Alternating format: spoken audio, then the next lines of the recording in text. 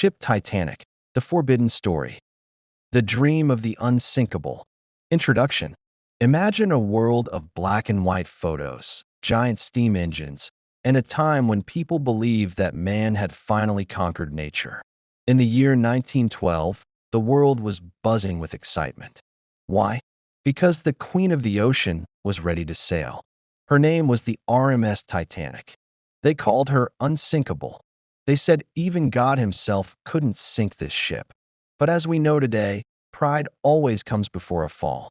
Today, we are going to dive deep into the real story of the Titanic.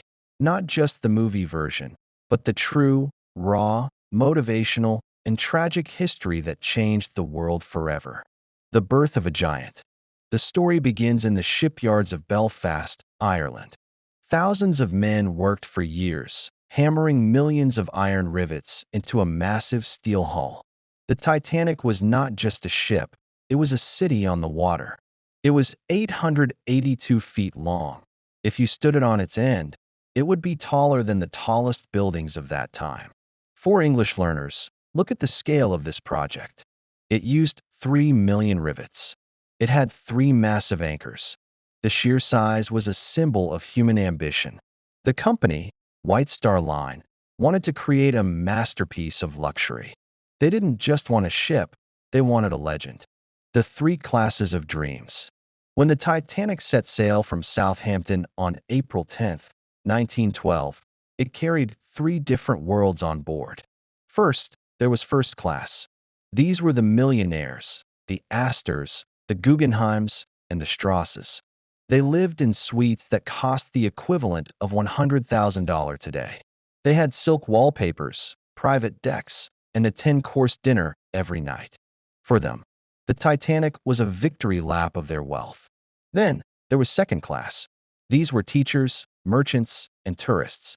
They lived comfortably, enjoying a level of luxury that would have been first class on any other ship. But the heart of the ship was in third class, steerage. These were the dreamers. These were families from Ireland, Scandinavia, and all over Europe. They were carrying their entire lives in small wooden boxes. They were leaving behind poverty and hunger, hoping for a new world in America. They didn't have silk walls. They had bunk beds and shared bathrooms. But they had something powerful: hope. The first less 5 on. The danger of overconfidence. The Titanic was equipped with watertight compartments. The engineers believed that if the ship hit something, these compartments would trap the water and keep the ship afloat. Because of this technology, they became arrogant. They were so confident that they made a fatal decision. They only carried 20 lifeboats. This was only enough for about 1,178 people, but there were over 2,200 people on board. The builders said the deck looked too crowded with more boats. They prioritized appearance over safety. In your life and your English learning journey, never prioritize looking good over being prepared. If you only learn fancy words but don't know basic grammar, your ship might sink when you face a real conversation. The calm before the storm. For the first 4 days, the journey was perfect. The weather was clear and the sea was calm. The passengers were enjoying the grand staircase, the gym, and the library. Captain Edward Smith was a veteran of the seas. He was planning to retire after this voyage. He wanted this to be the perfect ending to a long career. But nature was waiting. In April 1912, the North Atlantic was full of ice. The winter had been unusually mild, which caused large pieces of the Arctic ice shelf to break off and float south, right into the path of the world's greatest ship. The ignored warnings. Throughout the day on April 14th, the Titanic's wireless operators received 7 different warnings from other ships. Large icebergs in your path, the messages said. But the wireless operators were busy. They weren't employees of the ship. They worked for the Marconi Company. Their job was to send private telegrams for the rich passengers. Tell my mother I'm having a wonderful time. Or buy 100 shares of steel stock.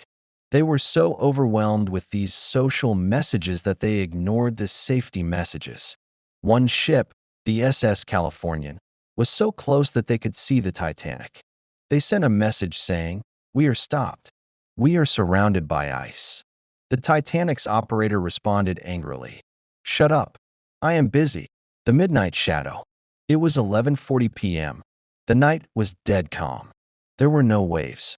Usually, waves crash against the base of an iceberg, creating a white foam that lookouts can see from miles away. But without waves, the icebergs were invisible, just dark shadows against a dark sky. The two lookouts, Frederick Fleet and Reginald Lee, were standing in the crow's nest. They didn't even have binoculars. They had been misplaced in Southampton. Suddenly, Fleet saw something darker than the night. He rang the bell 3 times. He picked up the phone. "Iceberg right ahead." The final seconds of peace. The bridge responded instantly. "Hard as starboard." They tried to turn the massive ship. For 37 long seconds, the crew held their breath. Slowly, the bow of the ship began to turn. It looked like they might miss it. But at the last second, the underwater part of the iceberg, the most dangerous part, scraped along the side of the hull. It didn't sound like a crash. Passengers said it sounded like someone drawing a finger across a piece of silk. Some people in the dining room noticed a slight jar, but they went back to their drinks. They didn't know that the fingernail of the iceberg had just torn a 300-foot gash in the side of the ship. The Unsinkable was now taking on 400 tons of water every minute. The lights were still on. The music was still playing. But deep below the waterline, the engineers saw the truth. The Titanic had less than 3 hours to live. Fire your motivational step. The Titanic's crew ignored the warnings because they were too busy. Are you too busy to focus on the things that truly matter? Subscribe to this channel to hear part 2, The Race Against Time. The Midnight Collision and the Race Against Time. Introduction: The Illusion of Safety. It was a cold, star-filled night on April 14, 1912. On the upper decks of the Titanic, the world felt perfect. The engines were humming a steady, rhythmic song. Inside the first-class lounge, the air was warm, smelling of expensive cigars and fine tea. Passengers were laughing, discussing their plans for when they arrived in New York. They felt safe. They felt invincible. They were on the greatest machine ever built. But as the clock ticked toward 11:40 p.m., the unsinkable dream was about to hit a frozen reality. The invisible mountain. In the crow's nest, high above the deck, lookouts Frederick Fleet and Reginald Lee stared into the darkness. The sea was unnaturally calm.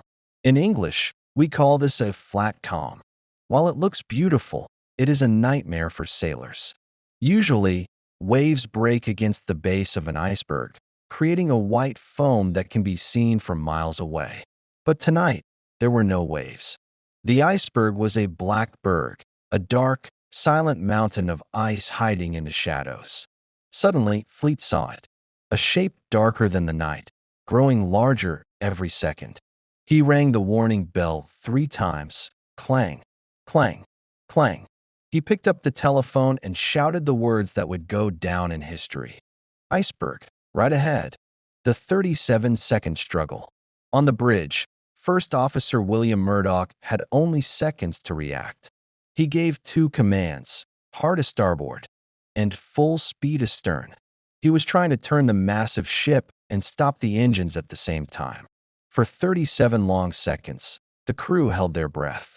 The bow of the Titanic began to swing slowly to the left. For a moment, it looked like a miracle. It looked like they would pass the ice safely.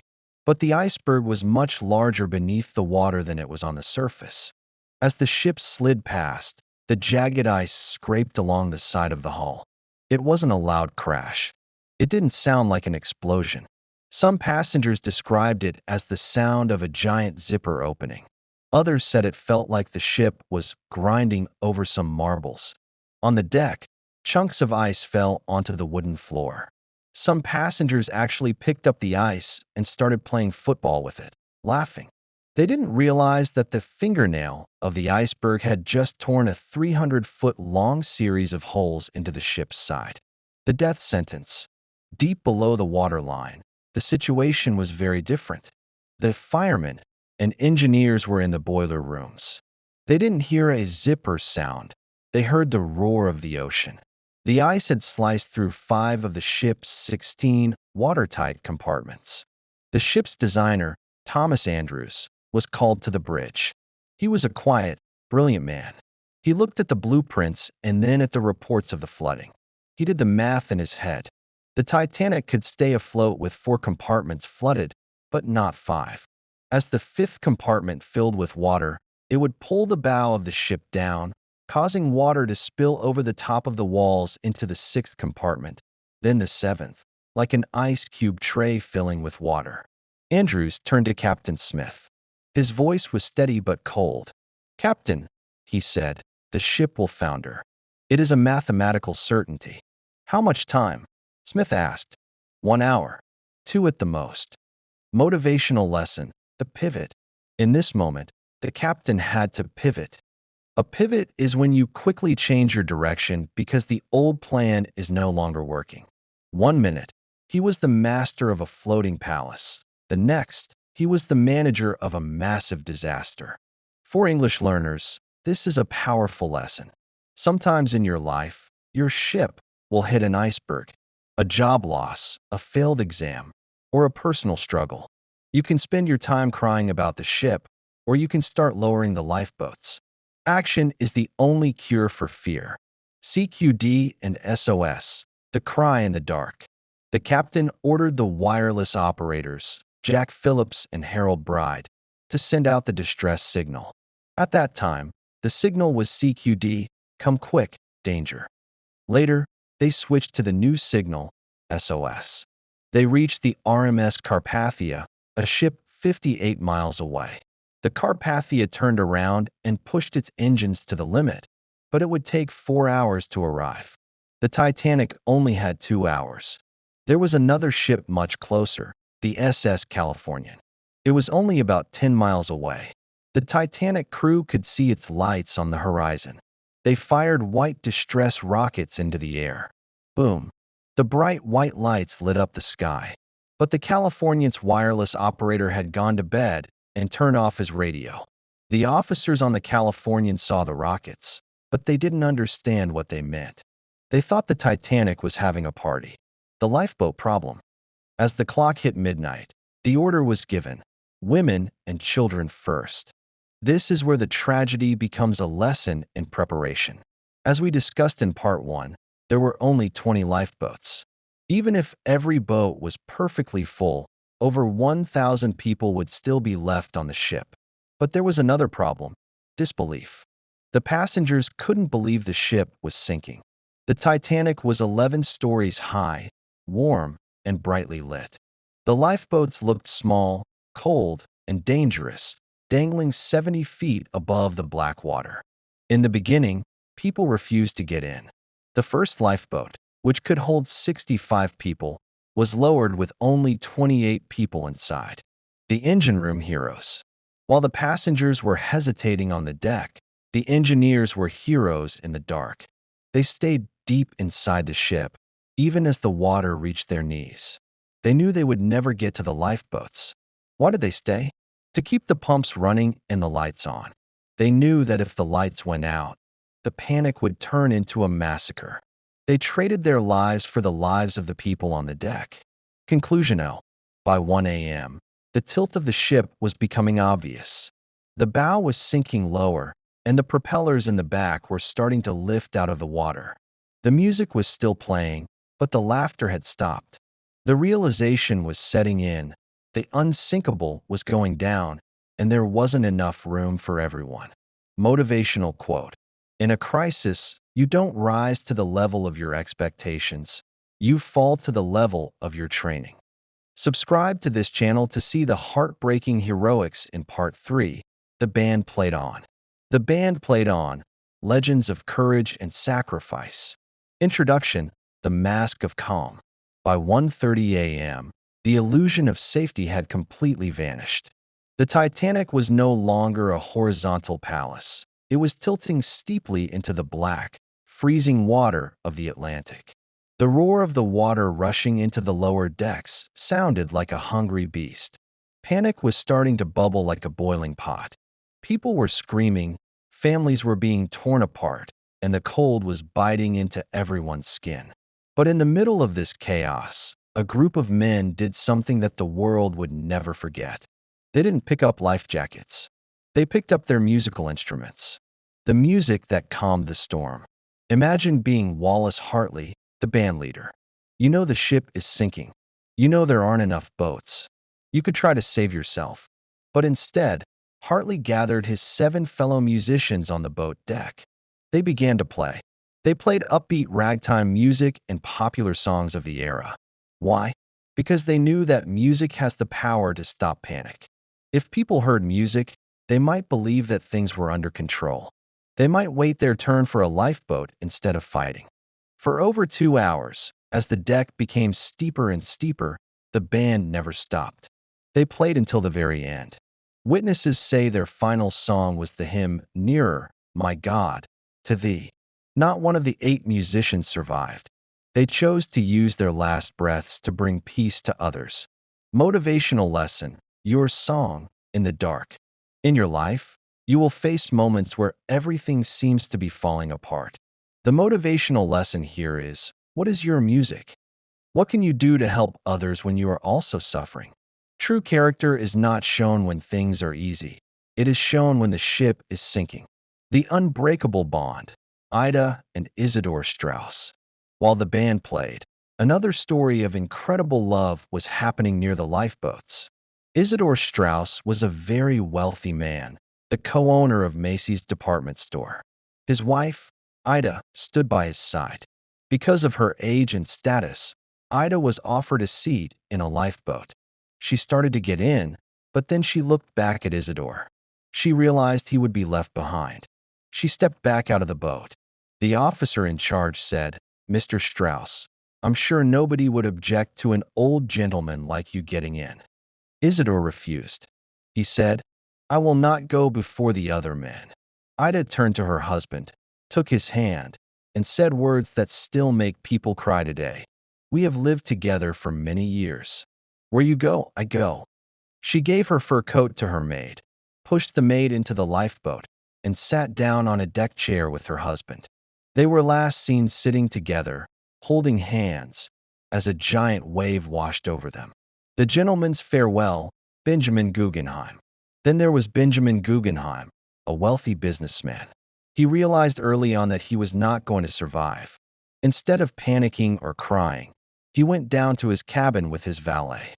They took off their life jackets and put on their finest evening clothes, tuxedos and top hats. When he returned to the deck, someone asked him why he wasn't wearing a life belt. He replied, "We've dressed in our best and are prepared to go down like gentlemen." He even wrote a note to his wife, saying, "No woman shall be left aboard this ship because Ben Guggenheim was a coward." He chose to face the end with dignity. The heroes in the deep, the engineers and electricians. While these famous stories were happening on the deck, a silent sacrifice was happening deep below. There were 35 engineers and electricians on the Titanic. Not one of them ever came up to the deck. They stayed in the boiler rooms and the engine rooms until the very end.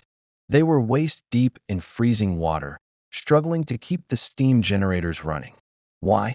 Because if the generators stopped, the lights would go out. Imagine the horror if the lights had gone out at 1 a.m. It would have been total darkness and a violent massacre in the lifeboats. Because these 35 men stayed at their posts, the lights of the Titanic stayed on until just 2 minutes before the ship disappeared. They gave their lives to give others a light of hope. The class struggle, the third-class dreamers. We must also talk about the third-class passengers. In 1912, there were strict laws about quarantine. The poor passengers were kept behind gated barriers to prevent them from mixing with the rich. When the ship started sinking, many of these gates remained locked. These families, mothers, fathers, and children from all over the world, had to find their own way through a maze of corridors to reach the deck. Many didn't speak English. They didn't understand the orders. Yet, Even in this steerage decks, there were stories of fathers lifting their children up through air vents so they could reach the lifeboats, even knowing the fathers themselves would stay behind. English Vocabulary Spotlight, the language of character. For English learners, this part of the story introduces powerful adjectives of character. 1. Selfless, caring more about others than yourself. The engineers. 2. Dignified, showing honor and calm in a hard situation. Guggenheim. 3. Devoted, being completely loyal to someone you love. Ida Strauss. 4. Resolute, being very determined and not changing your mind. The band. Conclusion of Part 3. By 2 a.m., the front of the ship was completely underwater. The great gantry, the back of the ship, was rising high into the air. The stars were bright, the ocean was silent, and the band was playing their final notes. The time for lifeboats was over. The time for the final plunge had begun. Motivational quote: "The true measure of a man is not how he behaves in moments of comfort, but how he stands at times of challenge." Subscribe to this channel to hear Part 4, The Final Plunge and the Frozen Silence. The Final Plunge and the Frozen Silence. Introduction: The Point of No Return. It was 2:10 a.m. on April 15, 1912. The Titanic was no longer a symbol of luxury. It had become a giant, leaning tower of steel. The bow, the front of the ship, was deep underwater, and the stern, the back of the ship, was rising higher and higher into the air.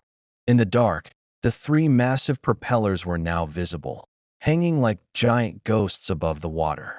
For the 1,500 people still on board, the situation was no longer about waiting for help. It was about the fight for one more breath. The final scream of steel. As the stern rose higher, the pressure on the middle of the ship became impossible to bear.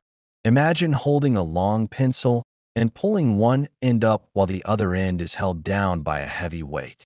Eventually, the pencil must snap. Suddenly, a terrifying sound echoed across the silent ocean. It wasn't the sound of water. It was the sound of thousands of tons of steel tearing apart. The Titanic broke in two between the third and fourth funnels. The lights, which the engineers had worked so hard to keep on, flickered one last time and then went out forever. The front half of the ship, filled with water, slid quickly toward the bottom of the ocean. The back half stayed afloat for a few more minutes, bobbing like a cork, before finally tilting vertically. For a few seconds, it stood straight up against the stars, a 400-foot chimney of steel, and then, at 2:20 a.m., it slid silently into the abyss. The Unsinkable was gone, the coldest enemy. When the ship disappeared, the ocean was not silent. It was filled with the cries of 1,500 people. Many were wearing life jackets, so they were floating, but they were facing an enemy more dangerous than the water itself: the cold. The water temperature that night was -2 degrees Celsius, 28 degrees Fahrenheit. In water that cold, the human body goes into cold shock. Your heart rate increases, you lose control of your breathing, and your muscles stop working within minutes. For English learners, it is important to understand the word hypothermia. This is when your body temperature drops so low that your organs shut down. Most of the people in the water didn't drown, they froze. Within 20 minutes, the loud cries of 1,500 people faded into a terrifying, heavy silence. This is what survivors later called the frozen silence.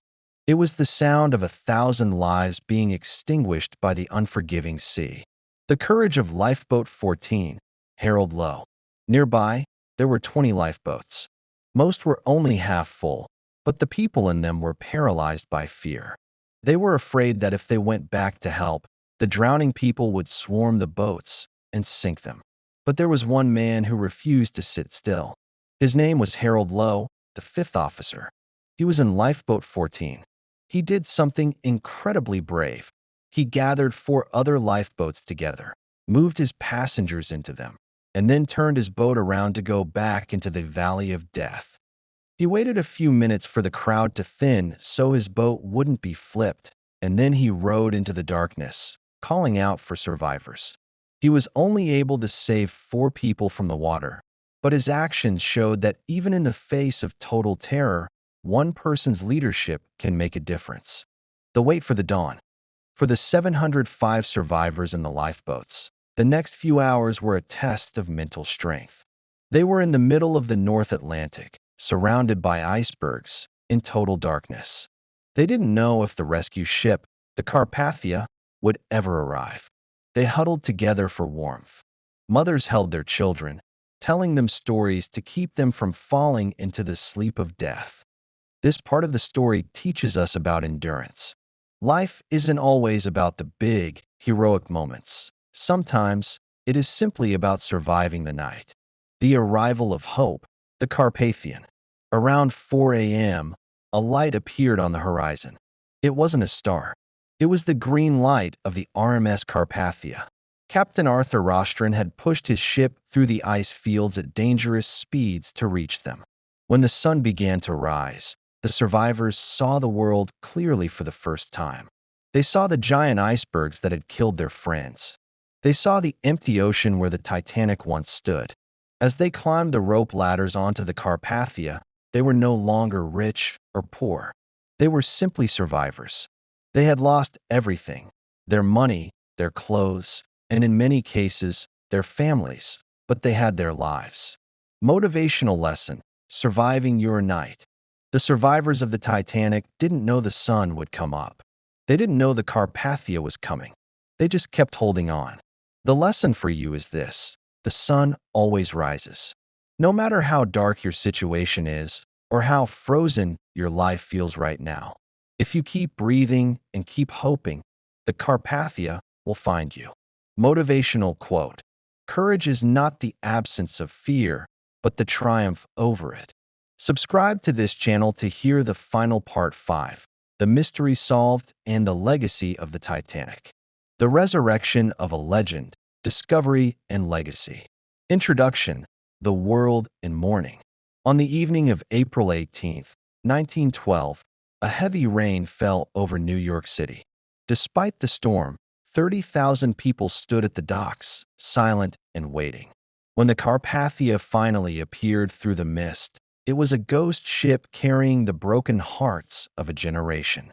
The news had traveled faster than the ship.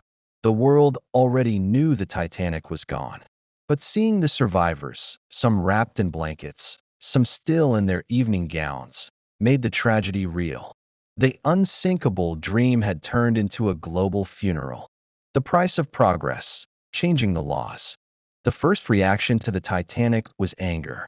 Why were there only 20 lifeboats? Why did the SS Californian ignore the rockets? The British and American governments held massive inquiries, official investigations. Because of the Titanic, the world changed the rules of the sea forever. 1. Lifeboats for all. It became illegal for a ship to sail without enough lifeboats for every single soul on board. 2. 24-hour radio. Ships were required to keep their wireless radios turned on 24 hours a day. Never again would a distress call go unheard because an operator was sleeping. 3. The International Ice Patrol. A permanent organization was created to track icebergs and warn ships. Motivational lesson: turning pain into progress.